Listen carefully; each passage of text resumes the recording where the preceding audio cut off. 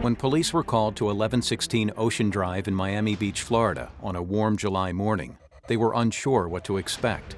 But the assassination of Gianni Versace wasn't some random act of violence. It was the culmination of a nationwide killing spree by a man who would let nothing stand in his way to get what he wanted. A man who had lived most of his life pretending. Andrew Cunanan's journey to Florida was the final act in a life of deception and deceit, which he played out across the previous decade. Andrew Cunanan was certainly a sociopath, but probably a psychopath, completely remorseless, lived on life's edges, was infatuated with himself, and was going to do anything he could to make his life better. Andrew Cunanan was the youngest of 4 children. He had a genius IQ. He had a big laugh. He wanted to be famous, and he wanted to be the life of the party. He was kind of pampered and spoiled by his parents. He went to the better school. He got things that his other siblings didn't get, just because he was the youngest kid. They really spoiled him. So Andrew came from a relatively modest family. His family were Filipinos of Philippine stock. He really, from the time he was a teenager, he had this aspiration to do much better than his family did. And that was something that troubled him enormously. He really was ashamed of his family. He was constantly trying to cover up for him. He would lie and really spin these extraordinary tales about his background already when he was a teenager, and so that people didn't really know what was truth and what was fiction when it came to Andrew Cunanan. He went to college, but he was only in college for like 1 year, and then he quit, and that's when he got into the party scene, and his family had no idea he was gay at the time. By 1989, Andrew had moved to San Francisco and had become a fixture on the gay scene in and around the Castro district of the city, later moving to San Diego. Andrew was a talented Mr. Ripley. He could be anything to anybody. He was whatever the person seemed to want him to be. He was very knowledgeable. He knew everything from the newest opera to some hotel in Marrakesh. He was a chameleon. He blended in anywhere. He took people's stories and he absorbed them, and then he would turn them back as if he had been the person that they happened to. He began to use aliases. Many of the people he met knew him variously as Andrew De Silva, Lieutenant Commander Andy Cummings, Drew Cunningham, and Kurt Matthew Damaris. He was really out to latch on to money and anybody who had money and liked to live as large as he possibly could. He would treat his friends to elaborate dinners and expensive wine and trips, and nobody's quite sure how he paid for it all. So where did he get the money? Andrew Cunanan was a gigolo. He preyed on older men. He would research them. He would find out where they liked to go. He would like to find out their interests, and then he would insert himself into their surroundings so that they would meet him. There was a bit of a mystery to the end, actually, if he was a prostitute or if he just was a kept man and was able to really exploit that for years. He never really kind of got off the ground in terms of any career or job prospects. And there was a darker side to Andrew. He had a drug habit. He did drugs. He drank a lot. He partied, and pretty much that was his whole life. But in the spring of '97, the lavish life to which Andrew Cunanan had become accustomed came to a sudden halt. Andrew recently found himself out in the street. His sponsor, Norman Blanchford, had refused to buy him a new Mercedes and sort of kicked him out. So he went from living in this $1 million house on the ocean, on the Pacific Ocean, to being out on the street. He had to make his own money suddenly. He was selling crystal meth and steroids, and he just didn't have the lifestyle that he was used to anymore. He kind of went into a bit of a depression. He gained weight. His hair was unkempt, which was very, very unlike him. He was always very well kept, always looked good, well dressed. So his friends noticed this, like for a 3-month period where he was not himself. The drugs had taken a toll. He was no longer the boy toy that had made him so much money in the past. He had fallen on hard times, didn't have the wherewithal to live the life he wanted to live, didn't have the people to support him as he once had, and he was, again, this is all armchair analysis, wound up to be a remorseless killer who, if he didn't get what he wanted, would kill. It was time, it appeared, to get out of California. There was nothing left in San Diego for Cunanan. People were onto him. They knew he was just a trickster, a liar, that he had no money anymore. So he decided that he was going to go to Minnesota and visit his old flame, David Madsen. It was the beginning of a journey that would end in infamy, tragedy, and the death of international fashion icon Gianni Versace. But what led Cunanan to Versace? It's been said that they'd met in the past, but even now, confusion still exists over whether they ever had. One of the rumors is that he and there's Andrew Cunanan, who shot him, had encountered each other somewhere. It wouldn't surprise me to know that Versace and Cunanan had met in San Francisco sometime before he went to Minnesota. I don't think that they ever met. I don't think it was certainly any sort of intentional meeting where you would have created any connection that was meaningful in the story that came after. The talk was that the two of them had been lovers and that Cunanan was a spurned lover and therefore he took revenge somehow. There's certainly no evidence of that. Gianni Versace's longtime partner always denied that there was any connection or any contact at all with Cunanan. If the two had met, then it was most likely fleetingly, and it's just as likely that it held no significance for the designer. Gianni Versace was at the height of his powers. He created one of the icons in fashion, a style that has affected all of us in the most colorful way that we dress, the way we think about fashion. I mean, he was one of the founding fathers of modern fashion, certainly modern Italian fashion. I mean, they used to say that Armani dressed the wife and Versace dressed the mistress. And that still is basically how you can envision Italian fashion. He came from the southernmost part of Italy, from the Boot, basically Calabria, right across from Sicily. He was born into a pretty modest family, but a solid middle-class family. His mother was a seamstress, and that's where he took his inspiration from. He had two siblings. He had his older brother, and he had his younger sister, who was, flamboyant from the day she was born. She dyed her hair, white blonde when she was already a teenager, when she was 13. She was dressed to the nines in clothes that he made her, and the two of them would go out. She always accepted who he was, accepted that he was gay, and just found life enormously fun, and he really tapped into that then when he was younger, and certainly later with his designs. Gianni Versace went to Milan when he was 26, and he trained in some smaller fashion houses, and he opened his own place in 1978 off of the main drag. But it became popular enough so that within a decade, he was dressing Princess Diana and rock stars, and he became a rock star himself. He turned fashion from a niche industry into a rock star industry.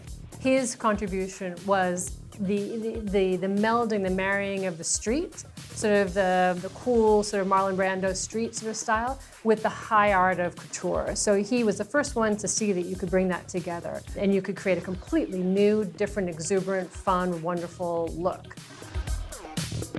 He sort of reinvented the definition of what a fashion designer could be in culture.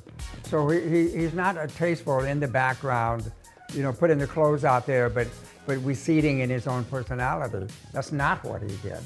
That he brought his personality as a celebrity forward. And so he became the personification of his fashion lines and the symbol of something that was really quite large. And he was a very good front person for the business. People recognized him, people knew him. And my recollection was it was all very, very positive.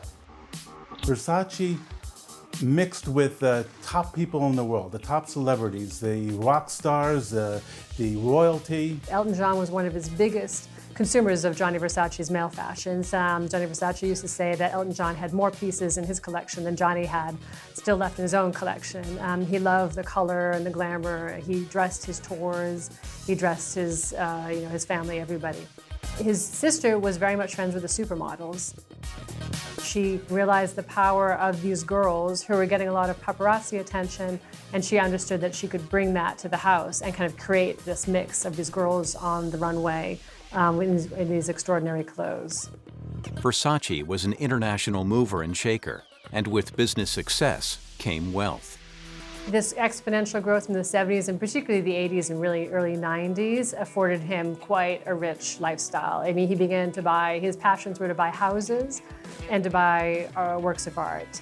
So he bought one of these old line, beautiful, huge palazzos in Milan, which became his home and his atelier.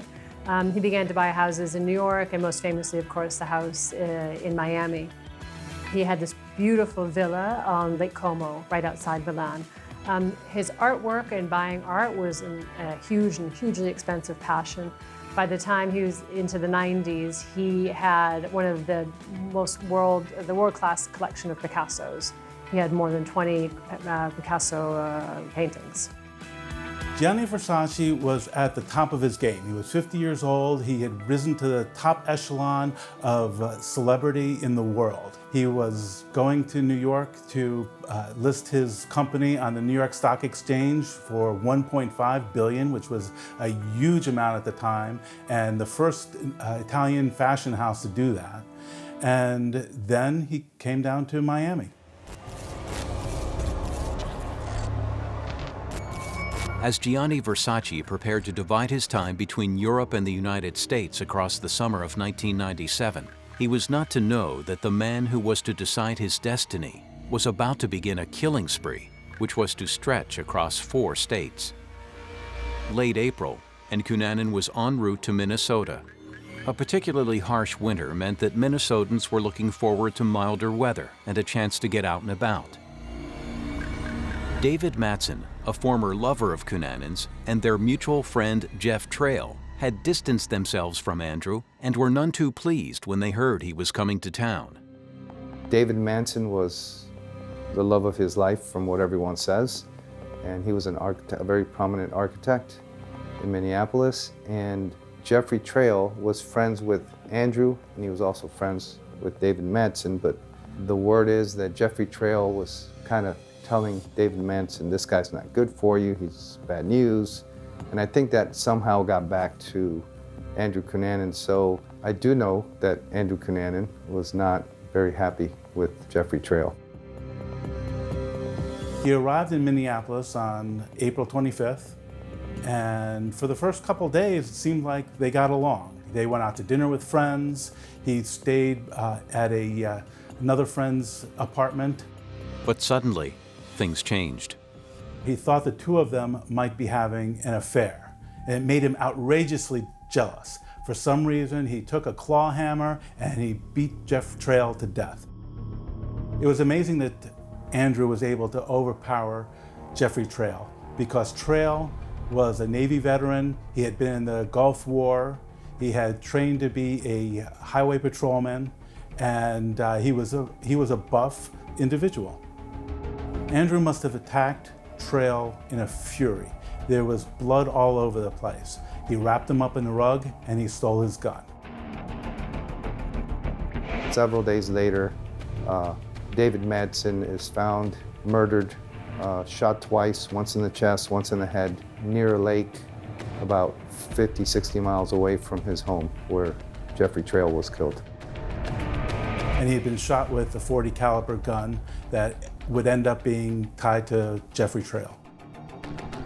Now responsible for 2 murders, Cunanan made his way to Chicago.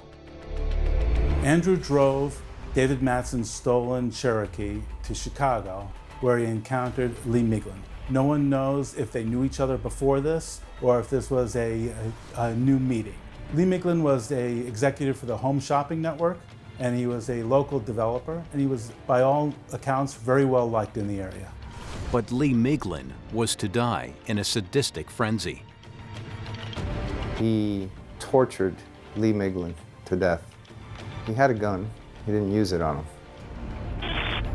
He slashed his throat. He bludgeoned him. He wrapped his face with duct tape. He bound him. And he just beat him to death. It was a very strange attack on Lee Miglin. It was personal, it was vicious, it was like there was something that Cunanan was trying to prove, and it was a terrible thing. And he stole money out of the safe, and then he stole Lee Miglin's 1996 Lexus and drove towards New York. It's not until after Lee Miglin is killed that Andrew Cunanan is linked to all three of those murders. Now one of the FBI's 10 most wanted people in the United States, right across the country, law enforcement officials now knew just how dangerous the 28-year-old could be. But Cunanan was en route to committing the most audacious, life-defining act of his extraordinary killing spree. The FBI is now involved in the case because Lee Miglin was a very high-profile individual in Chicago. Now we're talking about 3 murders. Now they're calling Andrew Cunanan a spree killer, serial killer, different labels from the FBI, and they're trying to track him. So they put a trigger fish on Lee Miglin's car through his mobile phone, and Andrew's driving in the direction of South Florida, and he's going through New Jersey, and he hears on the radio that the FBI is on his tail, and they're closing in on him, and the triangulation of the phone, and all this comes out on the radio. So at that point, he rips out the telephone, but apparently they were still able to track him with the receiver. Now panicking, Andrew knew he was in a race against time. Cunanan drove out to Finns Point National Cemetery, where he encountered William Reese, who was the caretaker there. William Reese was a 45-year-old family man. By all intents and purposes, just a wonderful guy, and his family loved him. Reese never stood a chance. Cunanan shot William Reese. He stole his Chevy truck, and that's the one that he drove down to Miami. And he was brutally traveling around the country and shooting people. And they couldn't catch him. Why they could not catch him, I don't know. But they couldn't. And no one knew where he was going. So at that point, he's on the run, and he starts driving south. South Beach was a mecca for gay men, certainly. It had been from the 80s, and it was really, which is part of the why Gianni Versace had bought a house there and established. And part of the myth of South Beach was certainly created by Gianni Versace. So he was a big figure in South Beach. And this leads some to think that Cunanan, driving south, knew that South Beach could be a place where he could melt into, where he could possibly find some support. There are a lot of Latino immigrants there, so he could kind of blend in perhaps with the communities there. So he heads to South Beach. The extraordinary thing is he drives there, he goes there, he checks into a hotel under his own name, even though he is one of the most wanted men in the US at that point. For investigators, the hunt for one of America's most wanted men went cold. But in Florida, Andrew would hide in plain sight for over 2 months. Gianni Versace, meanwhile, had arrived in Miami Beach. This is the 90s. The 80s, in the midst of the drug and cocaine wars, there were a lot of homicides in the city of Miami and in Dade County as a whole. By the 90s, a lot of this had moved on. There were still a fair amount of homicides, but the numbers had been dropping.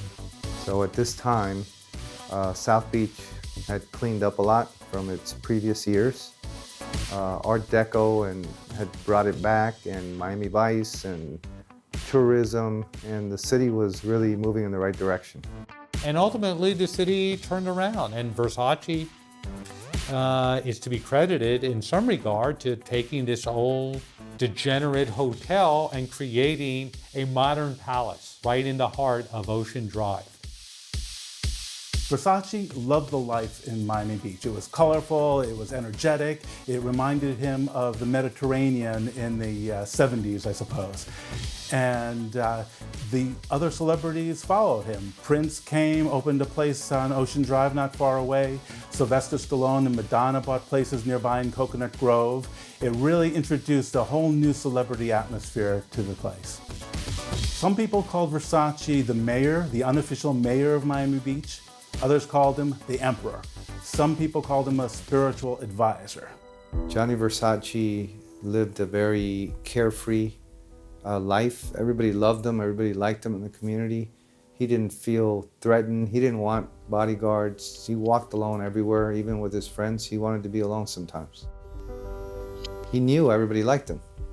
Why would anybody want to hurt him? That was his mentality. When he was in New York or Milan, he had at least 3. It was like the Secret Service guarding the president, okay? And that's what it should have been like. But in Miami, he felt so relaxed, he didn't want that around. The paparazzi were not here. It was his place, and that's what he liked about it, where he can go every day. Him and his boyfriend went to a certain beach on 13th Street, and nobody would bother him. He talked to people, he's a very nice person, never was rude, never was standoffish. Very, very nice guy, very nice guy. He was gentle, he was artistic, he was subdued. He wasn't the type of person who brought bad feelings against him from anybody else. Meanwhile, Andrew Cunanan had found a base in South Beach. Andrew Cunanan ended up in this really kind of a dive of a hotel, very, very far from the glitzy part where Gianni Versace had established his crew and his house and all that. He was paying cash and he was living low, but it was a very seedy area of South Beach. The Normandy Plaza was the ideal place for Andrew Cunanan to hide. It was a place that nobody really wanted to go. It was a rundown, dilapidated old house. Even the owner didn't like to go up to the 2nd and 3rd floors without a police escort. This was a huge fall from grace for Andrew Cunanan. A couple months earlier, he'd been living in a $1 million mansion on the Pacific coast, and now he was living in a $30 a day dump on Miami Beach. But despite his activities of the last few weeks, Cunanan was not keeping out of sight. He would frequent the gay clubs. He must have been hustling some money from people that he met at the clubs. He was doing drugs. He went out at night, but sometimes he would go to the more upscale places as well. He had suits that he'd probably stolen from Lee Miglin, and he went to local porn shops and he bought magazines there. He sort of lived a life, I guess, that was similar to what he'd been living in San Diego. He was very good at blending in. He had a lot of different looks. Like, he would change his look on a daily basis. Sometimes he would dye his hair. Sometimes he'd wear glasses, other times not. The way he dressed was different. So he was kind of doing that on purpose. Obviously, he knew he was wanted. South Beach was a busy place. It wasn't like you're walking in a neighborhood that there's 5 people walking around. There's thousands and thousands of people walking around. Like, it's kind of like a mini New York kind of scene, especially at night. Unless you happen to be watching America's Most Wanted or a particular news show, it really wasn't very well broadcast in South Florida. We had no idea that he was among us. With Cunanan managing to live his life undetected, he had the perfect opportunity to plan his most shocking murder yet. Andrew Cunanan had the pickup truck at the Normandy Hotel, but then on first week of June, he parks that pickup truck inside the 13th Street parking garage, which is about 1.5 blocks from Gianni Versace's house. And I think he stalks the house and surveils the house and is waiting for Gianni Versace, but Gianni Versace wasn't in town. It wasn't until very shortly after Gianni Versace arrives, a day or two, that the murder takes place. So I believe that Andrew Cunanan was waiting for Gianni Versace to murder him.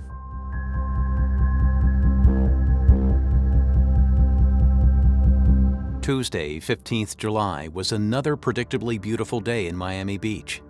By 9 a.m., the temperature was already 81 degrees as Gianni Versace left his palatial home on Ocean Drive. So Gianni Versace had just flown in from Europe. He had finished his last couture show in Paris. He was jet lagged, and so he was getting up very, very early in the morning. He was an early riser anyway. First thing he did was to call his sister, who was running a fashion show under his line in Rome, a secondary show that he let her run. So he called her and was pestering her about how the show was going, what the decisions she was making. And then he put the phone down. He then decided to go, as he did most days, to take a walk up to the news cafe, just a few blocks from his house. Versace had a fairly regular routine. He'd wake up in the morning, he'd go for a stroll down the street to the news cafe. At the news cafe, he'd purchase a couple newspapers, have some coffee, and then wander back home. He was here on South Beach. That was his routine every morning. So it's very easy for anyone that wanted to do any harm to him to know his routine. Versace arrived at the news cafe around 8:30. He bought 5 magazines for $15 and had a cup of coffee. And then he strolled back up the street on the west side of the street where his house was, with nothing to fear. He got to his gate. He was putting in the key to the gate when witnesses say a man ran up to him and shot him twice in the head.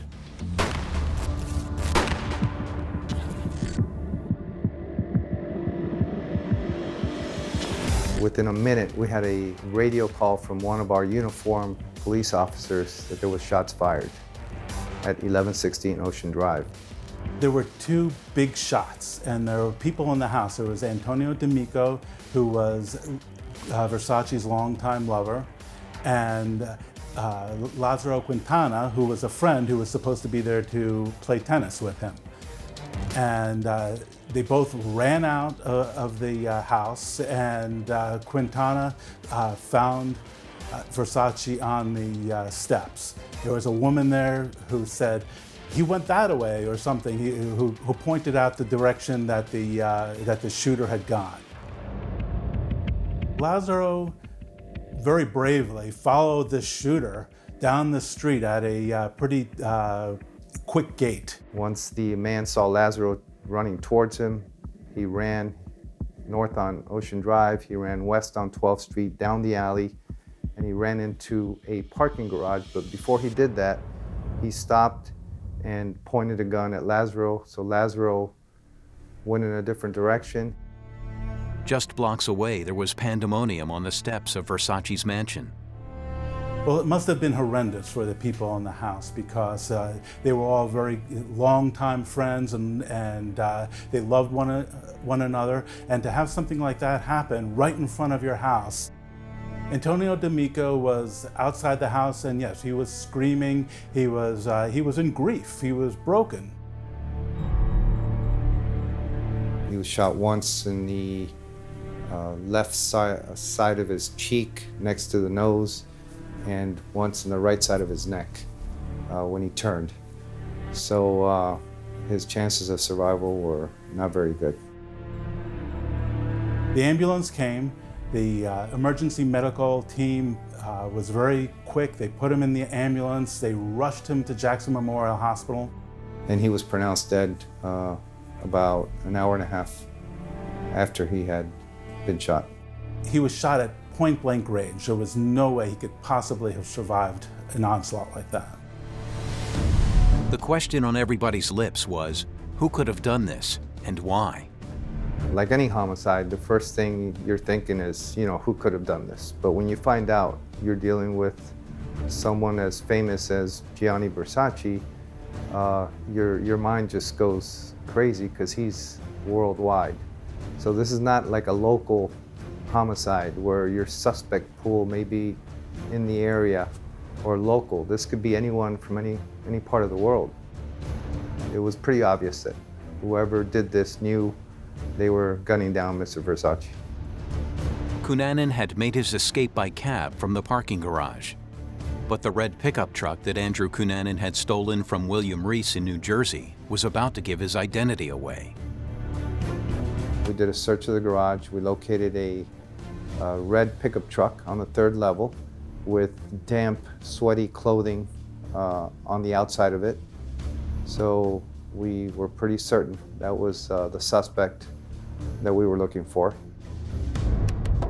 Police searched the pickup and they found Andrew Cunanan's passport. They found receipts from New York and other receipts from his travels and identification from some of his previous victims. It was a world of evidence inside the pickup truck that we were able to piece together a timeline of where he was, where he came from, when he arrived.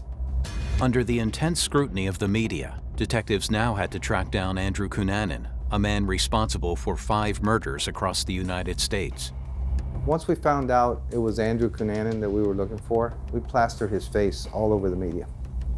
Once that happened, we started receiving tips immediately. They put out an APB, they blocked the streets, they blocked the causeways going over to Miami, and did a citywide search for Cunanan. If you can imagine 300 to 400 detectives, police officers from different agencies looking for Andrew Cunanan in a 7-square-mile area, kind of gives you an idea. There was police on every corner, pretty much. At this point, he was no longer able to stay in hiding. His picture was being blasted out on the networks nationwide, and there was a nationwide manhunt for him. With the images of Andrew Cunanan now circulating, it became clear that he had been living in the area in plain sight before the murder of Versace. We got a call on July 12th from the Miami Subs, located right across the street from the Normandy Hotel where Andrew was staying. The cashier there saw on America's Most Wanted, saw Andrew, and he thought he looked like someone he saw on America's Most Wanted. They called 911, police officer was dispatched. Police arrived there within 8 minutes and Andrew Cunanan was gone. I feel very strongly that that was Andrew Cunanan. But an unusual lead was now to take them closer to Cunanan. There was also a pawn shop that Andrew had visited and pawned gold coins that he had stolen out of Lee Miglin's safe. Pawn shops required that you sign a certain form, and he put his real name on it. He used his real passport information, and he put his real address. There was an address to the Normandy Hotel, room 205. So we immediately got a search warrant. We surrounded the Normandy Hotel. We waited for a search warrant from a judge to be signed. And once we received the warrant, we executed the warrant. We broke in with a SWAT team, and there was another couple there that completely unrelated to Andrew Cunanan. We scared the devil out of them. Cunanan had actually stayed in a few different rooms in the hotel, and eventually he ended up in room 322, which overlooked the water. The media went in there, and they found a very rundown apartment with books he'd been reading. He had magazines. He had porno magazines. It was obvious that he had been there. But the elusive Andrew Cunanan remained one step ahead of the law. Several times we felt that we were getting close to him based on evidence that was left behind. But it seemed like we always missed him by nothing. It was very confusing for both the media and for law enforcement officials because he could change his looks. There were some reports that he had shaved all his body hair and he was going in drag. His friends had said that he could change his looks on a dime. He would change them several times a day, even back in San Francisco when there was no reason to. He was a chameleon. He could just blend in anywhere. We were kind of chasing our tail there for a little bit, trying to find him, and yeah, we couldn't find him. We felt he was still in the city. Cunanan seemed to have disappeared into thin air. Nobody knows how he could possibly get away from this area with so much commotion going on. But either he walked or he took a cab a couple miles north and he broke into a little sailboat that was docked along the waterway. Just a little ways up from the sailboat, he found this houseboat that was vacant. Cunanan's hiding place was about to be disturbed by the caretaker of the houseboat. The caretaker opened the door and walks into the hallway, and instantly he knew that somebody was living there, somebody who shouldn't be there. Suddenly he hears a gunshot. The caretaker immediately bolted from the scene and alerted the authorities. When the call went out, we all felt that this is a very good possibility that this is Andrew Cunanan. So we arrived, surrounded the houseboat, called the SWAT team in. The SWAT team hostage negotiator tried to negotiate, but no one was talking on the inside. I mean, the world is holding its collective breath. Is this the guy? What's going on? They fired gas into the houseboat, ended up going in there, and they found what turned out to be Andrew Cunanan, shot once in the mouth, laying in a bed upstairs. If Cunanan's only victim had been Versace, we would be talking about a typical celebrity stalker who went after a powerful, successful person, and we would see, I think we would see Cunanan as a psychotic, but Cunanan was hardly psychotic. He was much more a typical sociopath, someone without a conscience, someone who was extremely vengeful, and I would put Versace in the same category as most of his other victims. People he felt had wronged him, and he wanted to get even. We'll never know, but what Andrew Cunanan did during his killing spree and his most high-profile killing of July 1997 impacted on the world of fashion.